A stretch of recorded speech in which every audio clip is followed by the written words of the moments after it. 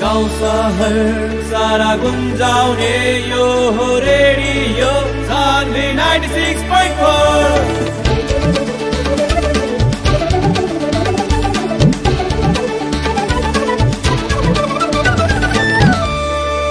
Radio Sanvi 96.4। Radio Sanvi 96.4 megahertz को यो हो दैनिक सन्ध्याकालीन प्रस्तुति कार्यक्रम सवाल जवाब।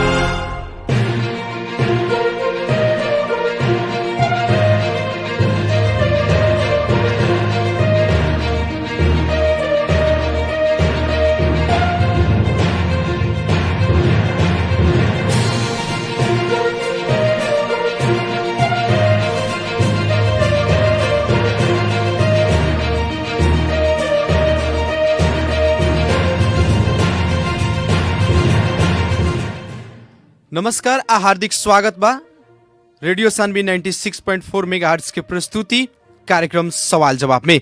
कार्यक्रम सवाल जवाब के साथ उपस्थित हो चुकल बानी हम कार्यक्रम प्रस्तोता मुकलेश गदी। हर एक दिन संझिया के 6:30 बजे से लेकर के 7:15 बजे तक प्रसारण होखे वाला कार्यक्रम सवाल जवाब में खास करके शिक्षा, स्वास्थ्य, कृषि, रोजगारी लगायत विकास निर्माण साथे साथ देश के समसामयिक राजनीतिक घटनाक्रम और समय सान्दर्भिक विषय ऊपर छलफल और बहस करे के खातिर संबंधित निकाय, संबंधित व्यक्ति लोग से संपर्क करके बहस और छलफल करनी सन। कार्यक्रम सवाल जवाब के आज के बहस और छलफल हमनी के शिक्षक और शिक्षा से संबंधित रह के बात करें सन। देश में लॉकडाउन की अवस्था बा अभी, और ये लॉकडाउन के अवस्था में कोरोना महामारी के कारण बहुत जने शिक्षक लोग के जान चल गई। नेपाल के जनप्रतिनिधि अपना के राष्ट्र सेवक कहे वाला कर्मचारी लोग के खोप देहल गए, लेकिन जे उ राष्ट्र सेवक कर्मचारी होके, डॉक्टर होके, इंजीनियर होके या नेता होके, जिकरा के जे पैदा करता ओकरा आज तक कोरोना महामारी के दूसरका लहर चल रहल बा, अभी तक खोप न मिलल, जिकरा कारण शिक्षक लोग के पेशागत हक हित के खातिर लड़े वाला पेशागत संगठन नेपाल शिक्षक महासंघ विभिन्न चरण में विभिन्न आंदोलन के स्वरूप, आंदोलन के कार्यक्रम के घोषणा कैलक। और अभी सरकार आषाढ़ 1 गते से भौतिक रूप में विद्यालय खोले के निर्णय कैले बाटे। स्थानीय सरकार लोग भी आषाढ़ 1 गते से विद्यालय संचालन करे के खातिर निर्देशन देले बालो, लेकिन शिक्षक महासंघ अभी भी जब तक शिक्षक विद्यालय कर्मचारी लोग के कोविड-19 अर्थात कोरोना वायरस के खोप नइखे लागत, तब तक विद्यालय में भौतिक रूप से उपस्थित होके विद्यालय संचालन ना करे के कह रहल बाटे। एक तरफ स्थानीय सरकार, शैक्षिक प्रशासन महाशाखा चाहे शिक्षा शाखा हो को विभिन्न पालिका सबके 1 गते से विद्यालय संचालन करे के पड़ल कह के ऐसा किस्म के निर्णय आ रहल बाटे। ए अवस्था में शिक्षक महासंघ का कर रहल बाटे, खास करके पर्सा जिला में शिक्षक महासंघ अभी तक का कैलक, कोरोना वायरस के महामारी के ये दौरान में शिक्षक लोग के हक हित के खातिर शिक्षक महासंघ का कदम चललक। एकरे विषय में बहस और छलफल करे के खातिर हमनी के कार्यक्रम सवाल जवाब के आज के बहस और छलफल में नेपाल शिक्षक महासंघ पर्सा जिला के अध्यक्ष तीर्थराज यादव जी से हमनी के बातचीत, बहस और छलफल करें सन। हमनी के प्राविधिक मित्र वहां के संपर्क में ला रहल बानी। खास करके नेपाल में शिक्षक लोग के अभी तक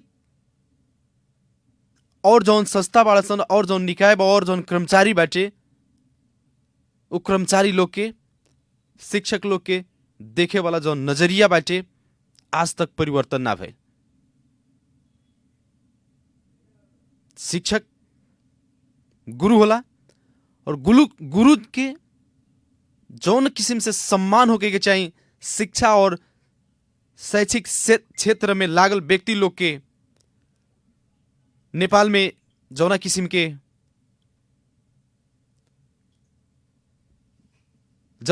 कहीं ना कहीं जे सेवा सुविधा देवे के चाहिए वो किस्म के सेवा सुविधा अभी तक ना मिलेला। आखिर शिक्षक भी कर्मचारी है, लेकिन यहाँ नेपाल में निजामती कर्मचारी भीतर शिक्षक ना पड़ेला। राष्ट्र सेवक के परिभाषा में शिक्षक लोग के ना रखल जाला। यहाँ तो राष्ट्र सेवक उ लोग बाटे जे तालीम के नाम पर नाश्ता में कमीशन खाला, भत्ता में कमीशन खाला, ईंधन बेच के ईंधन में कमीशन खाला, घर बिदा रह के ऑफिस में जाके फेसबुक चलावे वाला कर्मचारी उ लोग राष्ट्र सेवक कहाला।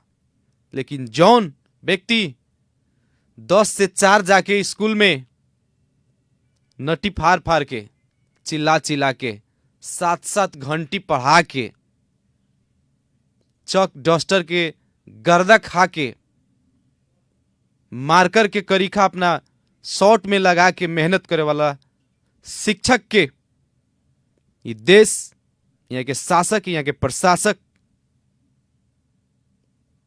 दूसर नजर से देखेला। का है यही विषय में बहस और छलफल करे के खातिर हमनी के तीर्थराज यादव जी से बातचीत करें सन। वहां के फोन संपर्क कर रहल बानी हमनी के प्राविधिक मित्र सानू जी, और वहां से हमनी के फोन संपर्क में लिया रहल बानी सन। और खास करके हमनी के पर्सा जिला के शैक्षिक अवस्था के बारे में का जौना किस्म से शिक्षक महासंघ आंदोलन के कार्यक्रम घोषणा कैले बाटे, वो आंदोलन के कार्यक्रम प्रति प्रतिबद्ध बा कि ना बाटे। शिक्षक लोग के ए बेरा प्रश्न आ रहल बाटे। शिक्षक नेपाल शिक्षक महासंघ एक तरफ आंदोलन के कार्यक्रम घोषणा कैले बा, दोसर तरफ बिना खोप देले शिक्षक लोग के स्कूल में बुलावल जा रहल बाटे। अभी बहुत सारा स्कूल बाड़ा सन जेकर हेड सर लोग शिक्षक लोग के रिजल्ट बनाव के खातिर बुला रहल बानी लोग। और खास करके हमने के पर्सा जिला के शैक्षिक अवस्था के बारे में रह के बहस और छलफल करे खातिर हमने के नेपाल शिक्षक महासंघ पर्सा के अध्यक्ष तीर्थराज यादव जी के हमने के नंबर लगा रहल बानी सन, और वहां से हमने के बहस और छलफल संचालन करें सन। और खास करके ये कार्यक्रम अपने रेडियो सानवी 96.4 मेगाहर्ट्ज के तरंग मार्फत और साथ ही साथ सानवी एफएम के मैंने कही ना कि आधिकारिक फेसबुक पेज से ये कार्यक्रम लाइव अपने सुन रहल बानी। और कार्यक्रम में हमनी के आज के सवाल जवाब के बहस में नेपाल शिक्षक महासंघ पर्सा के अध्यक्ष तीर्थराज यादव जी से बहस और छलफल हमनी करें सन। हमनी के सानू जी एकदम कहने कि फोन लगा रहल बानी, वहां से संपर्क में वहां के लिया रहल बानी। और हमनी के 2078 असार 1 गते से नया शैक्षिक सत्र शुरू होके के विभिन्न पालिका सबके निर्णय आ रहल बाटे। और नेपाल शिक्षक महासंघ के अड़ान बाटे कि जब तक शिक्षक लोग के, विद्यालय कर्मचारी के, विद्यार्थी लोग के खोप नइखे मिलत तब तक विद्यालय में भौतिक रूप से उपस्थिति ना होके के आंदोलन के विभिन्न कार्यक्रम सब भी जारी कैले बाटे। महासंघ आंदोलन के क्रम में बाटे। यही विषय में छलफल करे के खातिर हमनी के संपर्क में आ चुकल मानी नेपाल शिक्षक महासंघ पर्सा के अध्यक्ष तीर्थराज यादव जी। सबसे पहले कार्यक्रम सवाल जवाब में स्वागत करे के चाहे तीर्थराज सर के। स्वागत बा सर कार्यक्रम सवाल जवाब में। धन्यवाद बा सानवी एफएम परिवार के हमरा ओर से। जी देखल जाओ नेपाल शिक्षक महासंघ देशव्यापी रूप में अभी कहीं ना कहीं शिक्षक विद्यालय कर्मचारी लोग के हक हित के खातिर आंदोलन में बाटे और आषाढ़ 1 गते से नया शैक्षिक सत्र शुरू करे के बात आ रहल बाटे। महासंघ अभी का कर रहल बाटे सर? हमनी के अभी आंदोलन के कार्यक्रम में बानी सन। अब आंदोलन अपने के विभिन्न सामाजिक संजाल से देखिए रहल बानी। जी जी। हमनी के विद्यालय ना खोले के चाही, पढ़ाई लिखाई ना होके के चाही, ई पक्ष के हमनी ना है सन। हमनी के उद्देश्य एगो बाटे कि अभी देश संसार विकट अवस्था से गुजर रहल बा ई कोविड के बीमारी से। ई अवस्था में भौतिक रूप से विद्यालय में उपस्थित होके बाल बच्चा के, हमनी के अभिभावक के, विद्यार्थी के, शिक्षक के, सारा लोग के जान में खतरा रख के पढ़ाई ना होको। एकरा खातिर बचे के उपाय बा कि खोप के व्यवस्था सरकार करो। जी जी। खोप के व्यवस्था शिक्षक और विद्यार्थी के यदि हो जाता तो हमनी के विद्यालय खोले में कोनो आपत्ति नहीं है। भौतिक रूप से पढ़ाई लिखाई संचालन हो सकता। बहुत दुख के बात बा कि हमनी के पहलो माने अग्र पंक्ति में रह के ज्यादा से ज्यादा माने एगो हुल में रह के अध्यापन कराए वाला शिक्षक के आज तले कोनो खोप के व्यवस्था ना भइल। हमनी के मांग ई बा कि पहले खोप के व्यवस्था होखो, ओकरा बाद में विद्यालय संचालन होखो। जब तक खोप के व्यवस्था नहीं खे होत तब ले वैकल्पिक माध्यम से विद्यालय में अध्ययन अध्यापन कार्य होखो। हमनी के ई मतलब ना है जे हमनी के पढ़ाई लिखाई ना करी सन, स्कूल में विद्यार्थी के पढ़ाई ना होखो। अब स्थानीय निकाय ओकरा खातिर व्यवस्था करो। जी जी। ई वैकल्पिक शिक्षा प्रविधि से कैसे पढ़ावल जा सकताटे हैं, एकरा पर ज्यादा से ज्यादा ध्यान दो। हमनी का बा कि अभी आंदोलन के क्रम में भी हमनी के एक एगो नारा बा कि नो खोप नो स्कूल कह के हमनी के एगो नारा ही बाटे। ओकरा बाद में हमनी के अपने के जानले होखेम कि वीरगंज महानगर पालिका 1 गते से विद्यालय संचालन करे खातिर जी जी सूचना भी जारी कइले बाटे। जी जी। तो ओमे का बा कि हमनी के एक तो शिक्षक महासंघ के भी अध्यक्ष में प्रतिनिधि बने, उनकरा से भी बैठक में उ नहीं खन राय सलाह नहीं खेली आयल। हमनी से भी राय सलाह में कोनो नहीं खे। लेकिन ओकरा बाद में का बा आवता तीर्थराज सर कि जब शिक्षा समिति के निर्णय बाटे 24 गते के, ओह दिन शिक्षा समिति के एगो सदस्य के रूप में नेपाल शिक्षक महासंघ वीरगंज महानगर पालिका के अध्यक्ष विनोद मेहता जी भी वो समिति के सदस्य बानी। वहां से कोनो किस्म के सलाह सुझाव ना लेकर के कहीं कि विद्यालय डायरेक्ट खोले के जो निर्णय भइल और निर्णय प्रति यदि माने नेपाल शिक्षक महासंघ के कोनो संलग्नता नहीं खे तो ओकरा कहीं न कहीं ओकरा खातिर तो कोनो प्रेस विज्ञप्ति भी महासंघ ना निकल। अब का बा कि हमनी के ऐसे भी मान ली जे खोले खातिर एक जगह से प्रेस विज्ञप्ति करे से भी हमनी के तो अभी राष्ट्रीय आंदोलन जारी बानू।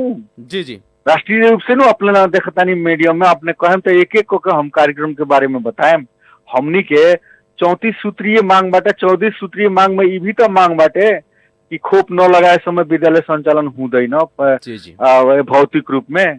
तो ओकरा खातिर स्पेशली हमनी के एगो प्रेस विज्ञप्ति ना करके हमनी के तो राष्ट्रीय रूप से प्रेस विज्ञप्ति आयल बा। उ प्रेस विज्ञप्ति हमनी के यहाँ वीरगंज मेयर विजय सरावगी के मैसेंजर में, अरविंद लाल कर्ण जी के महाशाखा प्रमुख जी के मैसेंजर में भी हम भेजले बानी। जी जी। हम भेज चुकल बानी जो राष्ट्रीय जन बा। नंबर 1। नंबर 2 का बा कि नेपाल सरकार, संघीय सरकार भी तो विद्यालय संचालन करे खातिर भौतिक रूप से अभी कोनो डिसीजन नहीं कैले। जो केंद्र में CCMCC बा, ओकरा बाद में जिला में भी तो अपने के बाटे अपने के DCMCC बा। तो हम सीडीओ साहब से भी बात कईनी। सारा शिक्षक जमात यह चीज जाने के चाहता कि नेपाल सरकार भी आधिकारिक रूप में निर्णय ना कैलक 1 गते से संचालन करे के। पर्सा जिला के जौन संकट व्यवस्थापन केंद्र बाटे उ भी ना निर्णय कैलक, लेकिन महानगर पालिका निर्णय करता 1 गते से संचालन करे के। तो एकरा में काबा कहीं ना कहीं राज छुपल बा। काबा की एगो और पत्र अपने देखले होखेम जो में लिखल बा जे बिना टीसी के एक दूसरा स्कूल से ना देवे के, उ भी उद्देश्य अप्रत्यक्ष रूप से हमनी के बुझता नहीं सन। लोग कमेंट भी कर रहल बा जो ओकर उद्देश्य का ह। तो हमरा कहे के मतलब ई बा, केंद्र सरकार संघ सरकार अभी निर्देश में नहीं खेदेले भौतिक रूप से विद्यालय संचालन करे खातिर। यहाँ के जिला जौन दैविक प्रकोप संकट व्यवस्थापन बा उ भी कैले ही नहीं खे। ओकरा बाद में अपने के हमनी के महासंघ से कोनो भी सर सलाह लिया नहीं के, तो इतना हलचल भी कथी बा है।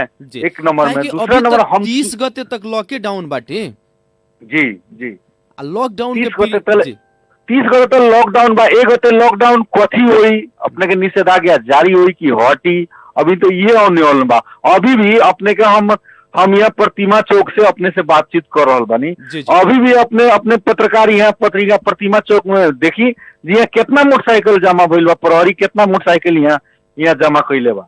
यानी कि अभी निषेधाज्ञा केहू कहता लूज, यहाँ देखी यहाँ 50 को मोटरसाइकिल अभी घेराइल बा। अब रह गई सवाल जी, ये अवस्था में बिहान टीचर अपन जान हथेला पर रख के विद्यालय में जाओ। मान ली कि जे शिक्षा स्वास्थ्य एक बहुत जरूरी चीज है, लेकिन स्वास्थ्य ना रही, आदमी ना रही, तो शिक्षा या धन संपत्ति रह के विद्या रह के का करी। तो पहले तो स्वास्थ्य बचाओ जरूरी बा। अपने के बच्चा अपने खातिर कितना प्यारा हुई, तो वो बताई कि ये अवस्था में हमनी के अपन बच्चा के भौतिक रूप से का विद्यालय बैठाओ खातिर हमनी के अभिभावक जारी करे मनस्थिति बना ले बा। जो अभी हमनी भौतिक रूप से विद्यालय बैठाएम सन कभी ना, अभिभावक संघ से भी विरोध हो गई बा। अपने जहाँ तक प्रेस विज्ञप्ति के बात कहनी हो, तो प्रेस विज्ञप्ति तो हमनी के ई तो आंदोलन के क्रम में बानी। सो हमनी के प्रेस विज्ञप्ति जारी बानू, हमनी के प्रेस विज्ञप्ति हमनी के राष्ट्रीय आंदोलन जारी बा, जौना में हमनी के बढ़ले बा कि जब तक खोप ना लगी जब तक विद्यालय संचालन ना हुई। अब हमनी का बा कि एकरा के अब एगो यहाँ के यूनिट एगो पालिका अपने के विद्यालय संचालन करे खातिर कहता, वो भी कहीं के अभी निर्देशन नहीं के अभी तत्काल में विद्यालय संचालन करे खातिर अपना मना मनी एक कहल जाला कि अपन जे बारे से मनोपति महानगर ही खाली ना, पीरगंज के बहुत सारा हेड सर लोग बानी कि प्रेशर करतानी शिक्षक लोग के कि रोवा लगनाई भौतिक रूप में रिजल्ट बनाई स्कूल में। अब बताई देखी तो अपने के एगो हम बात आज अपील करतनी तमाम परसा जिला के अथवा वीरगंज महानगर पालिका में काम करे वाला प्रधानाध्यापक जिलों से, प्लस हमारे यहाँ के शिक्षक जमात से, प्लस अभिभावक से, इस सारा लोग में अनुरोध बा। अभी आज से 10 दिन 15 दिन पहले वीरगंज के का अवस्था रहे, डेथ रेट अभी कम भइल बा, अभी भी तो लोग मर रहल बा नु, अभी भी तो आदमी मर रहल बा। हमरा कहे के मतलब ई अवस्था में हेड सर लोग एगो माने पालिका के नीति निर्देशन, पालिका का संघ सरकार से ऊपर बा, पालिका अपने के प्रदेश सरकार से ऊपर बा, नियम कानून से ऊपर बा, संविधान से ऊपर बा पालिका, जोन चाहिए वो कर सकता।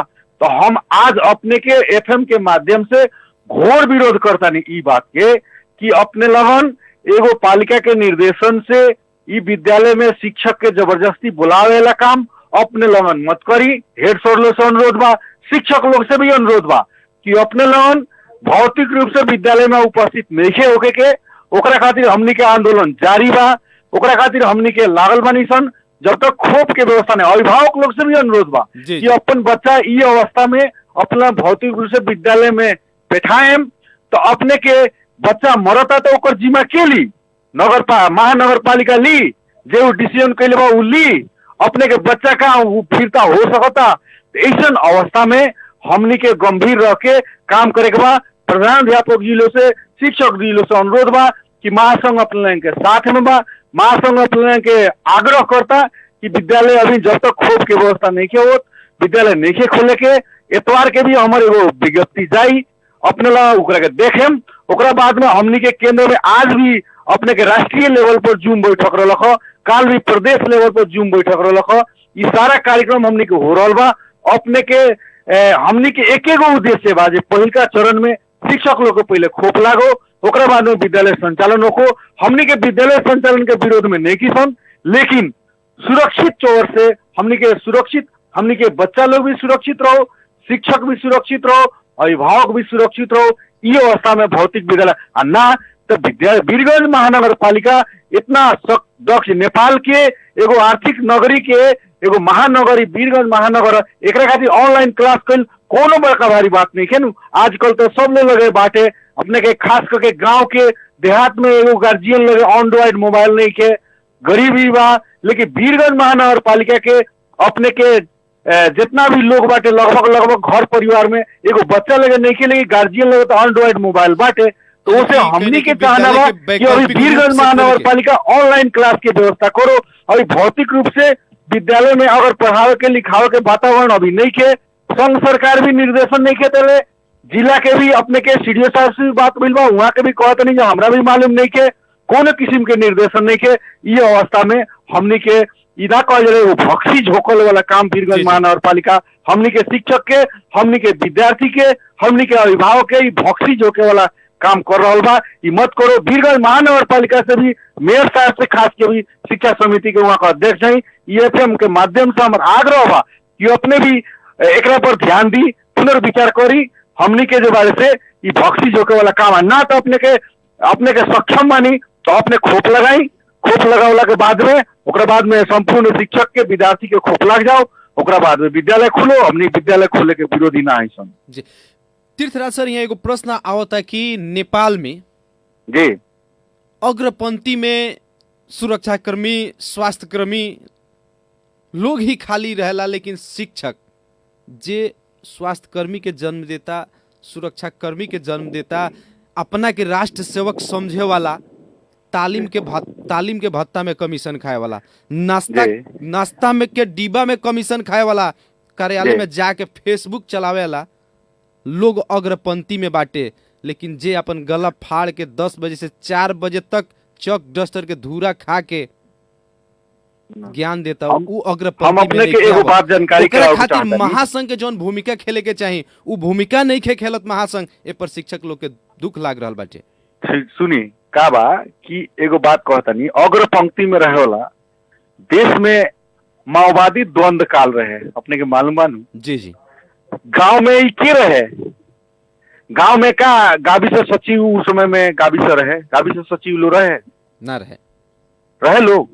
ये जितना भी और भी कर्मचारी बात, जितना किसी बैंक रहे गांव में, ये कृषि के कार्यालय रहे गांव में, प्रहरी कार्यालय रहे गांव में, प्रहरी रहे गांव में ना रहे, प्रहरी चौकी के लेकिन के रहे गांव में? शिक्षक रहे विद्यालय रहे हुआ मेरा विद्यालय तो रहे, विद्यालय तो सारा लिया के सदर मुकाम में पढ़ाई लिखाई ना होके।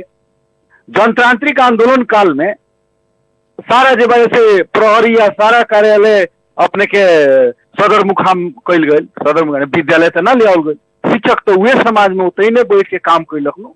माओवादी द्वंद्व काल होके, जनतांत्रिक द्वंद्व काल होके, जोन भी काल होके, उनमें तो शिक्षक अग्रपंक्ति में रह के वे समाज में उतने बैठ के अपन काम कैले बा। नंबर 2 का बा कि अग्रपंक्ति में ठीक बा, सबसे ज्यादा हुल में रहे वाला काम करे वाला तो शिक्षक बानू। एगो विद्यालय में 1500, 1000, 500, 2000, 3000 विद्यार्थी बा, 1000 संख्या में विद्यार्थी बा, जहां वो व्यक्ति के अग्रपंक्ति में नहीं खेलल जात। तो इसे से तो ये देश के विकास ना होके के कारण का बा, शिक्षा के यहाँ महत्व नहीं के दिया। हमनी के देखिए, हमनी का भी आंदोलन चल रहा बा, लेकिन हमनी के 1 नंबर के मांग जनता लोग पूछे तो लोग अपन तलब बढ़ाव खातिर, सुविधा खातिर आंदोलन करता ना। हमनी के अपन सुविधा खातिर, हमनी के शिक्षा में 20% लगानी होके के चाहिए। आधारभूत शिक्षा अनिवार्य के मतलब बुझता नहीं नू जी जी। 1 से 8 तक कोनो भी विद्यार्थी पढ़ाई से वंचित ना होको, एकदम ओकरा अनिवार्य करे के बाद होके के पड़ल। माध्यमिक तक शिक्षा निःशुल्क के पड़ल, अब व्यवहार में निःशुल्क के पड़ल कि कागज में ना। अभी माध्यमिक तक पढ़ाई 100% व्यवहार में निःशुल्क नहीं के। ओकरा बाद में हमनी के ये सब अभिभावक खोप लगाओ के चाहिए। हमनी के अपने तलब खातिर नहीं बोल लड़ाई करो कि हमनी के 10 बजे से लेके 4 बजे तक विद्यालय में काम करे वाला विद्यालय कर्मचारी, ओकरा बाद में बाल विकास के शिक्षक, ई लोग के अपने के सरकार जो नहीं 2000 तलब बढ़ा के एगो ये अथी कैलक, स्थानीय सरकार के 7000 के जिम्मेवारी दिलक।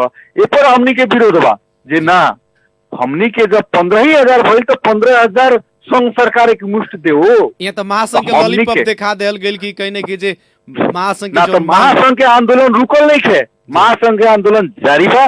हमनी के जब तक ये सब मांग ना पूरा हुई तब तक अपने के ये सब आंदोलन जारी रही। अब देखी हमनी के आंदोलन जौन बा वो विद्यार्थी खातिर भी बा, अभिभावक खातिर भी बा, समाज खातिर भी बा, शिक्षण पेशा खातिर भी बा, सब लोग खातिर। अब अपने के 34 बुंदा मांग में हमरा नहीं लागत जे कोनो सेक्टर के मांग ही छूटल बा।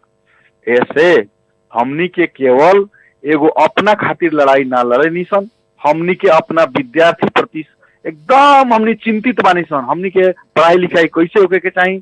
अभी देखी जान जोखिम में हमनी तो जान सन, हमनी एगो स्कूल में आवे वाला टीचर भी तो 20 जगह से आ रहल बा, एगो आवे में एगो विद्यालय में आवे वाला विद्यार्थी भी तो 200 जगह से आ रहल बा।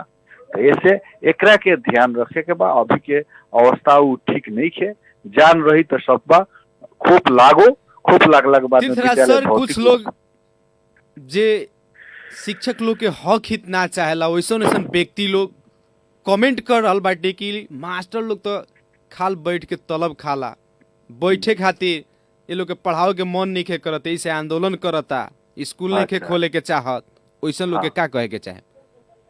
वैसन लोग के ई कहे के बा कि खाली बैठ के तलब खाए वाला जौन बात जे मने दिमाग में बाटे, तो नेपाल के कौन राष्ट्र सेवक तलब नहीं खा रहल? मास्टर साहब लोग के अगाड़ी ई बताओ पड़े के नहीं के खात। नंबर 1। नंबर 2, अपने के जहाँ सुविधा संपन्न बा, जहाँ व्यवस्था बा, वहाँ ऑनलाइन क्लास शिक्षक करा रहल बा कि ना।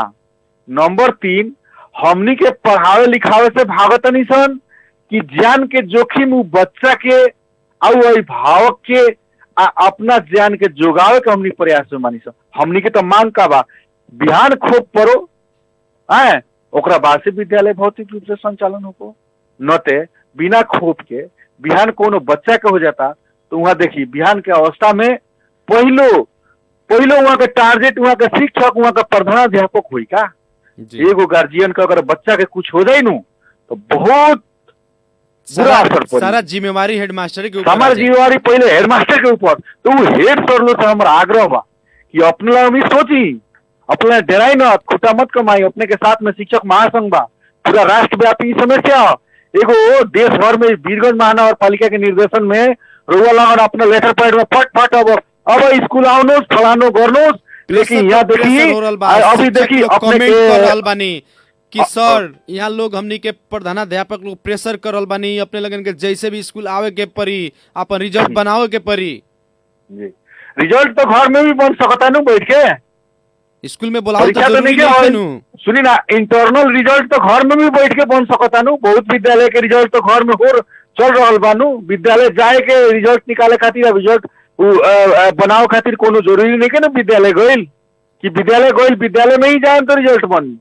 विषयगत टीचर यदि अपन अपन मार्क घर में बैठ के अपन अपन विषय के चढ़ा के सब लोग अपना व्हाट्सएप के माध्यम से अपना हेड सर के अपना क्लर्क में भेज देता तो उ लोग लेजर में पेस्टिंग कर देता, रिजल्ट निकल जाता कि ना। कि ओकरा खातिर हेड बान के 50 गो टीचर एगो स्कूल में जाके एक जगह बैठ के बनाओ पड़ी। तो उसे जेकरा था नहीं के, जेकरा नॉलेज नहीं के, जेकरा अब कथी कहल जाओ, नरक में ठेला ठेली एगो भोजपुरी में भोजपुरी राउर कार्यक्रम में हो, नरक में जाए का ठेला ठेली हम अगुवाई तो एक असर जब पड़ी नु तब पता चली कि का हो। बहुत महंगा पड़ी। अभी के अवस्था में केंद्र के भी निर्देशन नहीं के, जिला के भी निर्देशन नहीं के, केनहू से निर्देशन नहीं के, विद्यालय खोल दो। तीर्थराज सर, यहाँ एक गो शिक्षक लोग के बहुत सारा टीचर लोग से कहीं ना कि जे भेंट घाट भी भइल बा, वहाँ लोग के एक गो मन के दुखाई कथी बाटे, महासंघ जब जौना बेरा जथी कहेला उ करेला शिक्षक तैयार बाटे, लेकिन ए बेरा शिक्षक महासंघ के भी विपरीत जाके कदनो निर्णय आवता। ओ बेरा महानगर पालिका चाहे माने हमनी के शिक्षक महासंघ के कोनो किस्म के प्रतिक्रिया वो चीज पर ना आयल, यह मन के दुखाई बा शिक्षक लोग के। सुनी ना, एगो बात कहता नहीं अपने के, जून के बूंद कुजून के घड़ा, एगो बात कहता नहीं। अभी ये गते आवत नु बा जी, ये गते के पहले तक प्रतिक्रिया तो ऐसे सामाजिक संजाल में जाइए रहल बानू सब, लेकिन अपने के प्रत्येक दिन के सामाजिक संजाल में तो जाइए रहल बा। नेपाल शिक्षक महासंघ बाटे अपने अध्यक्ष बानी, जिंग अपने के शिक्षक विश्वास करला तीर्थराज यादव जी के तो ओई से प्रेस विज्ञप्ति जारी कर देले रहती। ना हम शिक्षक जानकारी लोग अपने के- करावतनी।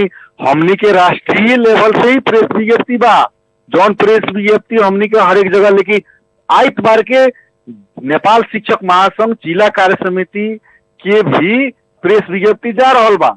एक गते से पहले माने आइतवार होता, एक गते के बाद में नहीं के होत। अब रह गइल सवाल जो हमनी के व्यक्तिगत पहुंच पहल फोन फान में हम तो जैसे ही पहल करे में सीडीओ साहब से भी बात भइल, शैक्षिक प्रशासन महाशाखा के प्रमुख से भी बात भइल, मेयर साहब से बात नहीं के भइल। एक बार मेयर साहब से भी बात करके जो उ लोग के आरान आपन रहता कि उ फिरता होता लोग का बा, एक बाद में तो प्रेस विज्ञप्ति करा जाई नु, जैसे करी ना जाए के बात नहीं के। यदि आज एक गते रही तो काल तक ना आई रही, तब एक गते के पहले यानी कि आइतवार जा रहल बा जी। अपने के। आज भी हमनी के यानी जूम कि बैठक में ये महासंघ सब बात चल ख जौना आंदोलन के कार्यक्रम अगाडि बढ़ा रहल बा ऊपर कहीं ना कि अडिग बाटे। जी एकदम अडिग बा। एक और बात यहाँ बात तीर्थराज सर, अपने भी बहुत लंबा दिन से शिक्षक पेशा में जुड़ल बानी और आज एगो जिला के नेतृत्व कर्ता के रूप में शिक्षक लोग के बानी। जी लेकिन ये हम होल नेपाल के बात कर रहल बानी। नेपाल में जितना भी शिक्षक लोग बाटे, शिक्षक लोग के जो राज्य सत्ता बा, जे शासक प्रशासक बा, अपना के शासक प्रशासक ठान रहल बाटे, सरकार होके चाहे निजामती कर्मचारी होके, उ लोग आज शिक्षक के दूसर का दर्जा के कर्मचारी के रूप में काहे देखेला? तो अपने का हम शुरू में भी कहनियो कि जौन देश के शिक्षा के हेला कइल जाला ना, उ देश के विकास ना होला। जौन देश में शिक्षा के दोसर दर्जा से देखल जाला, उ देश के विकास ना होला। आज नेपाल के विकास ना होके कारण का बा? जितना स्पेशल माइंड बा, जितना बड़का माने माइंड वाला, ज्यादा दिमाग वाला, ज्यादा सोचे वाला केहू भी शिक्षा में अपने से भी हम पूछे के चाहता नहीं जी जी। का अपने के चाहना होई जो हमारे बाल बच्चा यहाँ टीचरों को ऐसे अभी के जौन दोसर परिवेश दर्जा बा के सर, नागरिक के दृष्टिकोण से देखल जाता जी या अपने के भी चाहना है जो हमारे बेटा बेटी कतियों को डॉक्टरों को, कतियों को इंजीनियर को, कतियों को पायलट को, कतियों को निजामती कर्मचारी को, सीडीओ बनो, फलना बनो, लेकिन कभी भी हाँ कहीं ना मिलल तो हमारे बच्चा मास्टर बनो। तो वैसे न ई हाल बात दुर्दशा बा ई देश के। हम तो चाहता नहीं कि जितना असक्षम लोग बा शिक्षक हमनी के वो छोड़े के भी तैयार बा। सरकार ओकरा खातिर व्यवस्था करो, गोल्डन हैंडशेक दो, वो टीचर भी अपना घरे जाए के तैयार बा। और वैसन किस्म के दक्ष जनशक्ति जौन स्पेशल माइंड कहल जाता है, शिक्षा के विज्ञ लोग के, एकदम जानकार लोग के ले आओ, तब ना शिक्षा का विकास हुई तो देश के विकास हो। यहाँ तो निजामती अस्पताल खुलता, 10 लाख के बीमा हुई निजामती कर्मचारी के, दुर्घटना बीमा हुई खाली निजामती कर्मचारी के, फलना हुई खाली फलना कर्मचारी के, आ शिक्षक के कुछ ना हुई। तो एगो भोजपुरी में कहावत हुए बा, जैसी तेरी खाकर पैया तैसी हिंग हमारी है, कथी करो, चारों ओर से तो पेलाई में शिक्षक है बा, कहीं से सुविधा आप बताई नहीं कहनी। अभी जो कहता लोग मास्टर साहब लोग को तलब के रे भाई, तो ओकरा बाल बच्चा बा, ओकरा पेट बा, वही पर आश्रित बा, तलब पर ना आशा करो तो ओकरा भंसार के घूस बा, ओकरा कर करेले के घूस बा, ओकरा माल पोत के रोज के 10,000 घूस आवता, ओकरा तो वही एगो तलब के आशा बा नु, वही में अपन जीवन जान रख ले बाटे। तो उसे हमनी के समाज ऐसन बा जो अपने के दोसर कार्यालय में जाके पीएम के सैल्यूट दी, लेकिन अपना स्कूल के हेडमास्टर के इज्जत ना करी, अपना स्कूल के दक्ष टीचर के इज्जत ना करी, मास्टरवा रे कही, समझ नहीं। अब दोसर कार्यालय में जाई, मालपुत में जाई, नापी में जाई, भंसार में जाई, अन्य कार्यालय में जाई तो पीयून के दंडी सष्टांग दंडवत करी। तो वैसे ही देश में राष्ट्रीय ई बात हम कहतनी शिक्षा के विकास ना होके के ये सब कारण बाटे। यानी कि शिक्षक के अभी जौन समस्या बाटे और शिक्षा क्षेत्र में जौन समस्या बाटे, इस समस्या के एगो कड़ी के रूप में शिक्षक जमात स्वयं भी बाटे। जी, शिक्षक स्वयं कहाँ से बा?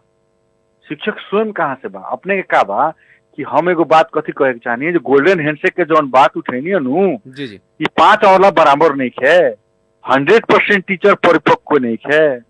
99 हो सकता, 90 हो सकता, 80% हो सकता, 20% बाद जैसन। तो ओकरा खातिर अगर खूब आकर्षक गोल्डन हैंडशेक लिया देता नहीं तो वो टीचर तो लेके अपना घरे नहीं चल जाई। तो फिर उस जगह पर कैसन टीचर आवता? तो राजनीतिक अपन आसे पासे है हमरो मेरो आवता, वो क्वेश्चन आवता। मैथ के दरबंदी खाली होता है तो वहाँ अगर नेताजी लोग के सुनी ना, नेताजी लोग के आसे पासे घर में सामाजिक पड़ल बा तो नियुक्ति जानते नहीं कौन विषय को हुई, सामाजिक को हुई, मैथ के ना हुई। अब बताई जो सामाजिक जो नियुक्ति हुई मैथ पढ़ा सकी। अंग्रेजी के दरबंदी खाली होता तो वो परिवार में जो नेताजी आज राजनीतिक दल आज जे बाटे वो पहुंच में व्यवस्थापन में व्यवस्थापन समिति में अब पालिका में तो ओकरा आसे पासे अगर अंग्रेजी के दरबंदी खाली बा और नेपाली के ओकरा लगे टीचर बा तो वहाँ जानते नहीं कौन टीचर के बहाली हुई, वहाँ नेपाली के बहाली हुई तो नेपाली टीचर इंग्लिश पढ़ाई, वो जो सामाजिक के टीचर मैथ पढ़ाई। अब यहाँ रिजल्ट खराब हुई तो सारा टीचर दोषी हुई, टोटल समाज के टीचर दोषी हुई। तो जब रिजल्ट आई तब शिक्षक के बारे में यहाँ खोजी नीति लागी कि ओकरा पहले विद्यालय के विकास करे खातिर कथी कथी कइल जा सकता, का विद्यालय में शिक्षक के एगो लापरवाही से कुछ हो सकता, शिक्षक के कमी कमजोरी से सारा सेक्टर अगर ठीक बात है एगो शिक्षक के थोड़ा सा कमी कमजोरी से भी कुछ ना हो सकता। हम कहें कि अभी सारा सेक्टर ही बिगड़ल बा, ओकरा चलते अभी शिक्षा के विकास ना विनाश हो रहा बा। दिन प्रतिदिन स्थानीय निकाय में शिक्षा जाके जौनी भोग रहल बानी सब देख रहल बानी सन, एकरा से भी दूर दूर अवस्था हुई। आसे पासे के या विभेद पूर्ण तरीका से सरुआ हो रहा बा, पूर्वाग्रही तरीका से अपने मेयर के आदमी नहीं तो हुआ सरुआ, अपने विपक्षी हुई तो हुआ सरुआ, ये सब अपने देख रहल बानी कि ना, भोग रहल बानी कि ना, हमनी के सारा लोग तो देख रहल बानी सन। एक मतलब का स्थानीय निकाय में शिक्षा पद के दुरुपयोग हो रहा बा, स्थानीय निकाय में शिक्षा के दिन प्रतिदिन शिक्षा का अवस्था और गिर रहा बा, ऊपर उठत कहाँ बा। तो ऐसे सारा जो शिक्षा की जिम्मेवारी संघ सरकार ले करके पहले जौन अवस्था में चलत रहे जब तक ना हुई और भी अभी के जौन अवस्था आइल बाटे सर शिक्षा के जौन किस्म से कहल बानी अपने की एकदम कहीं ना कहीं शिक्षा स्थानीय तो हमें जा करके एकदम जर्जर अवस्था में पहुंच गई बाटे जी। ये अवस्था में पुगल बाटे शिक्षा और कहीं ना कहीं शिक्षा और शिक्षा के हक हित के खातिर अपने लगन के भी कर्तव्य बनताटे एगो बुलंदी आवाज उठावे के। जब तक अपने लगन के आवाज के संबोधन नहीं हो तब तक वो आवाज के बुलंद राखे के, लेकिन वो भूमिका से कहीं ना कहीं एगो महासंघ जौन बाटे जौन महासंघ के एगो भूमिका होके के चाहिए उसे वो अपन भूमिका से कहीं ना कहीं कोनो ना कोनो स्टेप पर चुकल बा कि ना बा अपने की महसूस होला कि ना। यहाँ देखिए यहाँ का बा न महासंघ की भूमिका पर अपने बारंबार बात रखनी न, पहले रहे तो केंद्र में महासंघ रहे और जिला में महासंघ रहे बहनू जी। अभी का बा केंद्र में महासंघ बा, जिला में बा, प्रदेश में बा, स्थानीय निकाय में बा। अब तो स्थानीय निकाय के सारा अधिकार चल रहा स्थानीय निकाय में वही हम जिला का अध्यक्ष एगो सेरेमोनियम हो गई बानी और सारा अधिकार कहाँ बा पालिका में चल गई। अब पालिका के भी केहू गलती कहता तो महासंघ तो हमू है और टाइम पे कुछ नहीं के तो अब ओवरटेक हमरा करे के पड़ता ना, जबकि ओवरटेक ना करे के तो उसे काला कुछ बात सब बा अपने खुद बुझता नहीं जौना के अब हमनी के आवे वाला दिन में सचिया के ले जाए वाला प्रयास कर रहा बानी सन। अब हमनी के भी चुप लगा के बैठे वाला अवस्था नहीं है। शिक्षक के समस्या में हमनी के अपने के भी फील भइल हुई, हमनी के 24 घंटा हमनी के लागे वाला व्यक्ति है सो हमनी के कर्म धर्म शिक्षा छोड़ के दोसर खासना शिक्षक के जब अवस्था खराब भइल बा अथवा जहाँ भी भइल बा जहाँ हमनी के रहे के चाहिए जहाँ लड़े के चाहिए हमनी के बैक होके घरे बैठे वाला आदमी ना ऐसा। अब रह गई सवाल जे अधिकार के भी कुछ बात बड़ा सन। अब मान लीजिए कोनो पालिका के वहाँ समिति बा, वहाँ कौना ढंग से चला रहा बा, वहाँ के लोग अब कहता तो हम वहाँ फोन करता नहीं, वहाँ के महासंघ के अध्यक्ष देखेंगे बा का बा ऐसे बा वैसे बा सक्रिय होगी ऐसे करी हमर ठीक बा। अपने ही एगो बिंदवासिनी गाँव पालिका में तलब निकासा बहुत दिन तक ना भइल परिषद के मैटर लेकर के, तो हमने वहाँ जाके जिला कमेटी बैठ के जाकर के मेयर साहब से सारा लोग से समन्वय करा के परिषद इतना तक पार्टी के अपने के जनप्रतिनिधि लोग से रिक्वेस्ट करके वहाँ के कहनी सन। तो हमने तो अपन करते बानी सन। एमे का बा कि कुछ अभी पालिका के जौन अधिकार बा महासंघ के, अब महासंघ के पालिका तोड़ से कहीं ना कहीं जो होखे के चाहिए नु काहे कि अभी जो अपने ही भी कहनी कि जे पहले एगो राष्ट्रीय स्तर में रहे और जिला स्तर में रहे, अभी का हो गइल बा कि जे बटा गइल बाटे, बटैला के कारण से ऐसे किस्म के समस्या होल बा। लेकिन एकरा के अगर हमनी के सकारात्मक रूप से लेता नहीं सन, तब पहले से भी अभी बरियार हो गइल बनी सन, काहे कि हर एक बरियार देखिए हमनी के बरियार हम कमजोर नहीं ओकरा के बतावत, अधिकार के बात कहनी हो जे जहाँ विनोद मेहता बाड़े वीरगंज महानगर पालिका के महासंघ के अध्यक्ष, उनका करे वाला काम में हम जाके हरदम हस्तक्षेप करी। मान ली कि जोन पालिका में अपने के केहू बाटे हुआ अध्यक्ष हरदम जाके हस्तक्षेप करता नहीं, तो उ तनका नहीं बनत, उनका के बड़ी प्रेशर कइल जाता जो अपने हैसे करी, जल्दी हई करी, हऊ करी, ई चीज के निर्देशन दिया था। ई बात हमने कमजोर नहीं की, हमने कहाँ कमजोर बनी, हमने के तो और पहले से बरियार बनी। एक और बात बाकी, अभी कोरोना महामारी के पीरियड में बहुत सारा शिक्षक लोग कोरोना संक्रमित भइनी जी, और अभी कोरोना बीमा भी भइल रख जौना शिक्षक के कोरोना बीमा दावी करे के रकम के दावी करे के खातिर महानगर पालिका होके चाहे विभिन्न जौन स्थानीय तह बड़ा सन लापरवाही करता सिफारिश करे में, एक प्रति अपने के ध्यान देवे के पड़ल और पहल करे के पड़ल। एमे का बा कि कोरोना बीमा के लेकर के कहीं भी लापरवाही हुई तो हम तो वहां भी पहुंच जाएम जी, कहीं भी ना लापरवाही होके के पड़ल, आ कहीं भी कोनो निकाय में हम एक दिन तनका सुख अपने के हमरा जानकारी आयल कि केहू टीचर फाइल लेके गई रहे, आ ऊ कहसलो जो उनका लगे बा, ऊ कहसलो उनका लगे बा, ऊ कहसलो उनका लगे बा। ये अवस्था में हम 10-15 मिनट में ऑफिस में पहुंच के आ ओकरा बाद में वहाँ जिम्मेवार व्यक्ति के ई कहाँ बा तो ना सर हमनी करते रहनी सन, एकदम अपने कहाँ से ई बात चलाइल को, तो उसे लापरवाही करे के ना मिली, लापरवाही करी ओकरा विरोध में हमनी लागन सन। आ ई सब जो सेवा सुविधा के चीज बा एकरा में कहीं से भी केहू भी अपने के लापरवाही मत करो। हमनी के एक तो शिक्षक पीड़ित बा, ओकरा बाद में कोरोना बीमा के सिफारिश फटाफट हो रहल बा, अभी तक हमरा जो जानकारी आयल बाटे हो भी रहल बाटे, ओमे कोनो दिक्कत नहीं के। हाँ का बा पेमेंट में आगे दिक्कत हो रहल बा, अभी जे बारे से हमरा जानकारी अनुसार वहाँ जे बारे से एगो बीमा समिति के भी एगो राष्ट्रीय बीमा कंपनी के भी आदमी से बात भइल, तो पहिलका दिन बात भइल हुंचा सर, अब बिहान भइल उहे मोबाइल में 7 बार फोन करी तो फोने नहीं के उठल।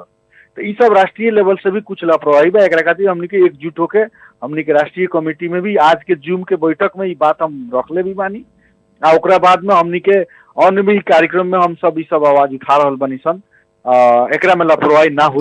बहुत सारा शिक्षक जे बा उ कहीं ना कि बाहर बाटे, उ लोग परसा जिला में आवे के चाहता विभिन्न विद्यालय सब में, लेकिन आवे वाला प्रक्रिया जौन बाटे दिन प्रतिदिन असहज भइल जाता।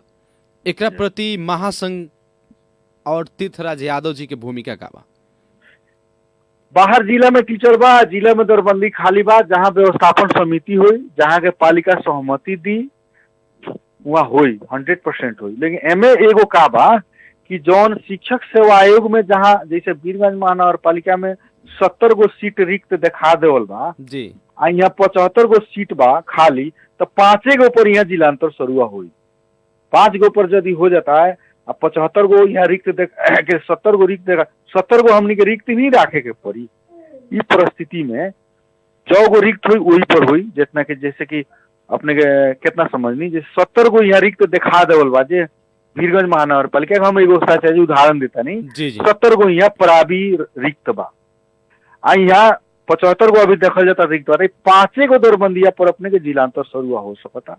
अब छुआ लेके आई तो हेल चक्रियाई दाया बाया शिक्षा विकास इकाई छैन या वा टेबुल लागता होखे, डिमांडो ज्यादा बाटे के लाखों लाख डिमांड हो रहल बाटे, एकरा पर डिमांड हो रहल बा, लेकिन हमनी तक पहुंचत नहीं है। बात गोपे में डिमांड होके गोपे हो जाता, लेकिन पारदर्शी रूप से अगर केहू टीचर लेके आवता एकदम सिस्टम से, ओकरा बाद में हमरा संपर्क करो जे कहाँ नंबर 1 जहाँ दरबंदी मिलान भइल बा ओतही शुरू होई, नंबर 2 संख्या जौन शिक्षक सेवा आयोग में पठा देवल बा ओकरा से बाहर रिक्त हुई ऊपर हुई, ओकरा बाद में व्यवस्थापन समिति के जहाँ गठन हुई विद्यालय में हुआ हुई।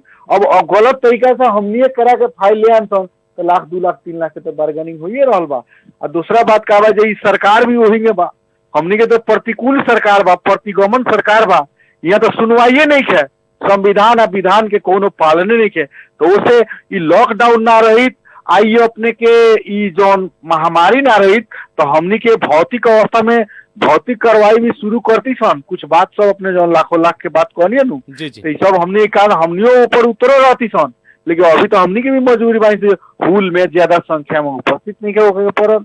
अब कार्यालय के कर्मचारी ज्यादा दिन से अनुपस्थित बा, और ओकरा भी बहाना बा जे हमर बाहर घर बा, हम आवे नहीं की सकत। ई सब हाल बा जौना के चलते तीर्थराज सर, हमने भी कार्यक्रम के निर्धारित समय के अंत पे बानी सन। आगामी महासंघ के रणनीति का बाटे, कौना ढंग से आगे बढ़ी? अभी के जौन समस्या बाटे, समस्या संबोधन करावे के खातिर कौना ढंग से आगे बढ़ी?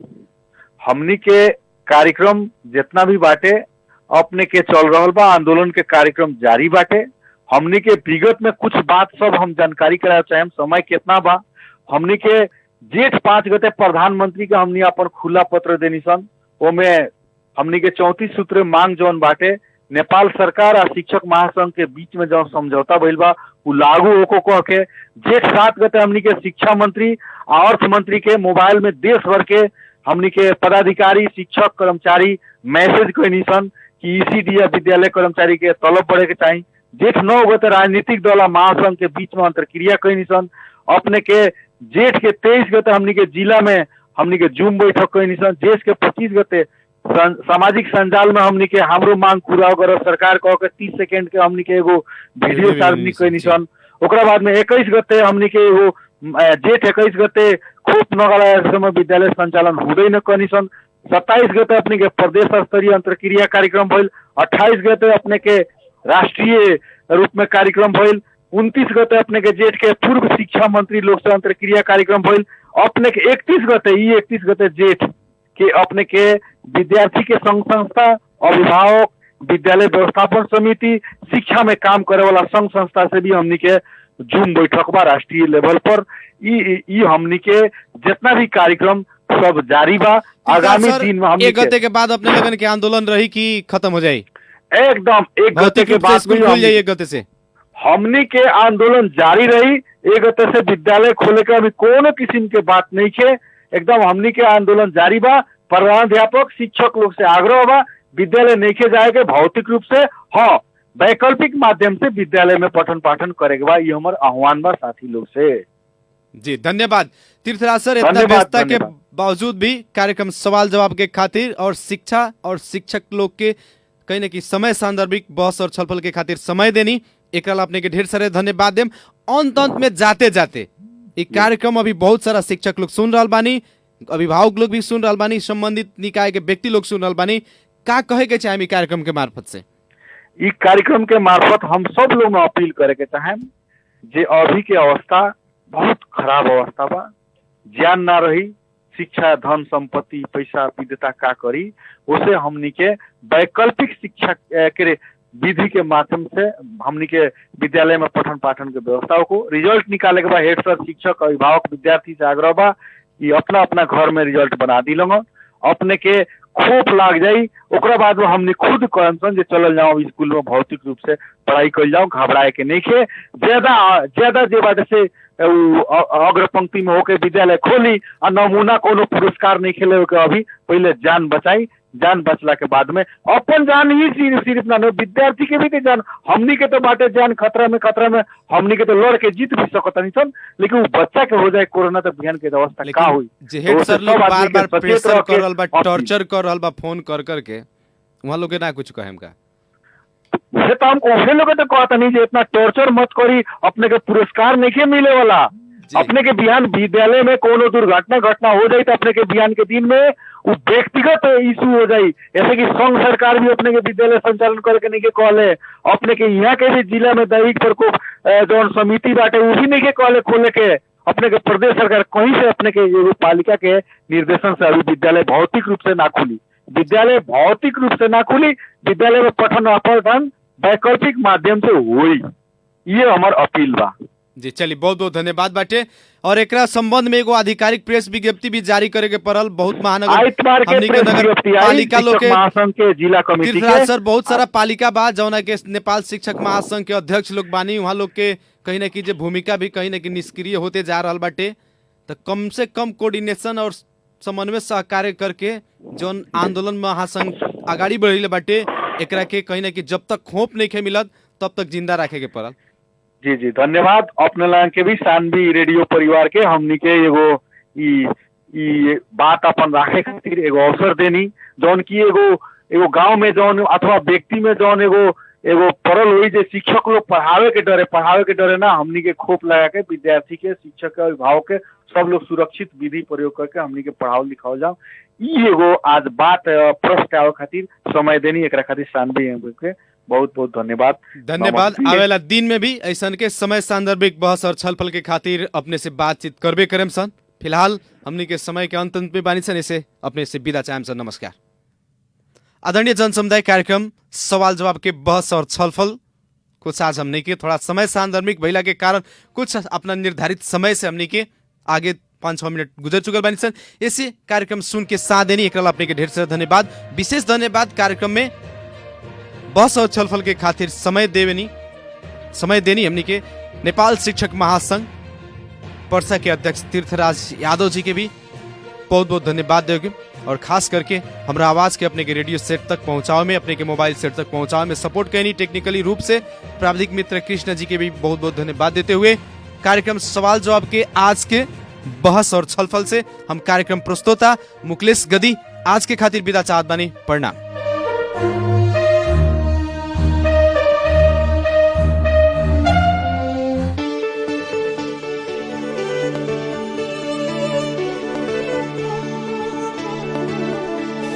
गाउँ सहर सारा गुन्जाउने यो हो रेडियो सान्वी 96.4।